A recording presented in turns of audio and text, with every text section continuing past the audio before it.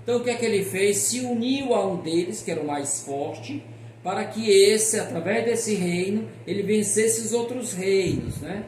Então, ele se estabeleceu relações com o reino do Congo,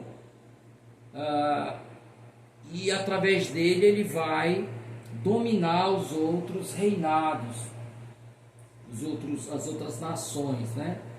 De início, Portugal não entrou dentro de Angola, ficou só nas margens, né? Na região junto ao mar, e fez construir os fortes que eram receber os escravos. Os negros eram capturados no interior das matas por outros negros e eram trazidos, eram presos nessas feitorias, lá nesses fortes, e de lá os navios vinham para levá-los, né?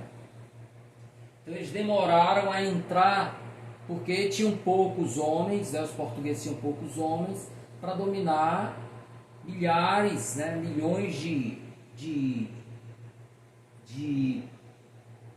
índios, né? De nativos, né?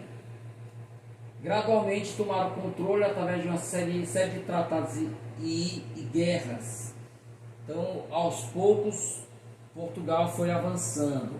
Como ocorreu no Brasil, os holandeses também ocuparam Angola. Ficaram lá de 1641 a 1648. Depois foram expulsos, tá? Em 1648, Portugal começou a levar a sério o domínio sobre Angola. Lembre que Angola é dezenas de vezes maior do que Portugal. Então, como é que, se toda a população de Portugal fosse morar em Angola, não teria como ocupar todo o território. Se observe como era necessário que os portugueses fizessem acordos com nações da própria Angola para dominar outros angolanos.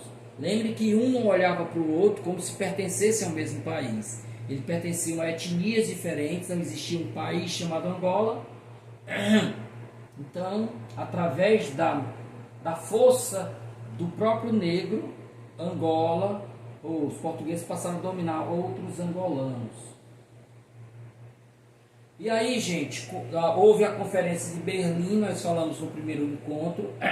Lá em Berlim, as nações europeias, as potências europeias, dividiram a África entre eles. E uma das questões que foram acordadas entre as potências, acertadas entre elas, era que a nação que não tivesse, a potência que não tivesse capacidade de dominar o território que conquistou na África, o perderia para outro. Por isso Angola se desesperou, por isso Portugal se desesperou em dominar toda a colônia, para que não caísse nas mãos de outros, né? A partir dos anos 50, começou a se pensar a ideia de se tornar independente de Portugal. Angola via os países vizinhos se tornando independentes e quis também se tornar independente. Então, é criado um primeiro partido político, que foi o MPLA, Movimento Popular de Libertação de Angola. Esse MPLA estava ligado principalmente à etnia Angundo e também à população mestiça. O MPLA tinha orientação marxista, ele olhava para a União Soviética. Criou-se depois um outro partido político chamado FNLA. Este FNLA, ele era, ao contrário do MPLA, ele era capitalista, né? Então ele estava ligado aos Estados Unidos e ao Zaire. E finalmente a UNITA, que também tinha um viés socialista, mas um socialista ligado à China. Então notem, esses partidos políticos que nasceram para trazer a independência para Angola, libertá-lo, tomá-lo da mão do colonizador português, estamos falando da década de 60, eles começaram a disputa interna. havia tanta ideologia política diferente, como eles eram ligados a etnias diferentes também. Então o que se viu foi, após a independência de Angola, através do MPLA, os outros partidos entraram em confronto com o MPLA, e o que se viu foi uma guerra interna, né? Uma guerra interna, que é responsável por muito da miséria que até hoje ainda existe, ok? Então aí eu conto todinho como é que se deu essa guerra civil, a vitória sobre Portugal e depois uma guerra interna, né? FNLA, MPLA e UNITA brigando entre si. Aqui o cenário da guerra, né? Logo após a independência teve início a Guerra Civil Angolana entre os três movimentos, né, os três partidos políticos que eu já citei.